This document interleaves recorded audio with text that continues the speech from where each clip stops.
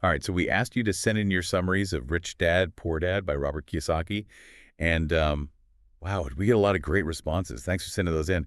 We're going to dive right into this book and see what we can learn. That's good. So it seems like one of the biggest themes that really jumps out from the summaries is this idea of two contrasting mindsets, the poor dad and the rich dad perspectives when it comes to money and finances. Yeah, absolutely. And it's interesting how Kiyosaki uses those terms, those labels, to kind of illustrate these two very different approaches to building wealth, right? So let's break that down a little bit. I mean, the poor dad philosophy, as it's described in these summaries, is kind of like that traditional path. Yeah.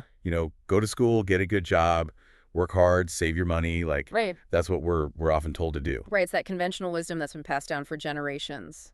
Get that secure job, climb the corporate ladder, and you'll be set.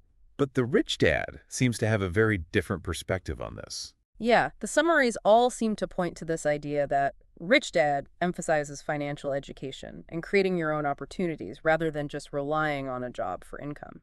And a big part of that is understanding the difference between assets and liabilities, right? Absolutely. And this is where I think Kiyosaki's perspective really starts to challenge conventional thinking. Because normally when we think of assets, we think of our house, our car, maybe some savings in the bank. Yeah, but the summaries highlight how Rich Dad defines assets very specifically as things that put money in your pocket. So things like stocks, businesses, rental properties that generate income, those are assets. Okay, and so then what are liabilities in this context? Liabilities are things that take money out of your pocket. Oh, so like loans, credit card, debt, mortgages even. Exactly. Things that you have to pay for month after month. And so that means even a house, even though it's traditionally seen as an asset, if it's not generating income, it could actually be considered a liability.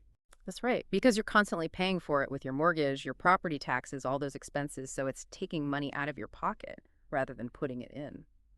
That's a really interesting way to look at it. And it seems like this understanding is all tied to that idea of financial education, which is something that the rich dad really stresses in the book. Yeah, the summaries mention that schools generally don't teach us how to manage money or how to build wealth. It's more about preparing for a job. Right. We learn how to work for money, but not necessarily how to make money work for us. Exactly. And Rich Dad believes that's a crucial gap in our education system that the wealthy tend to fill by continuously learning about finance, investing, and business.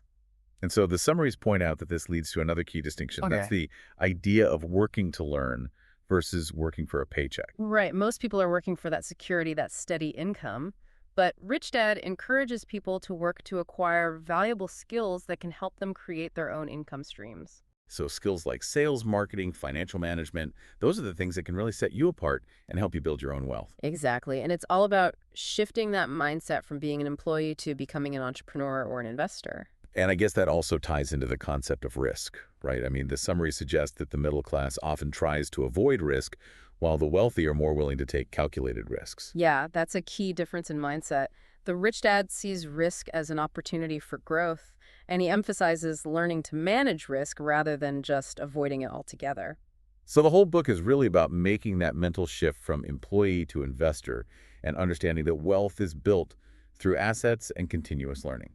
Yeah, that's a great summary of the core message of Rich Dad, Poor Dad. It's about taking control of your finances and building a life where money works for you rather than you working for money. And so I guess the question for our listeners is, which mindset do you identify with, more the poor dad or the rich dad?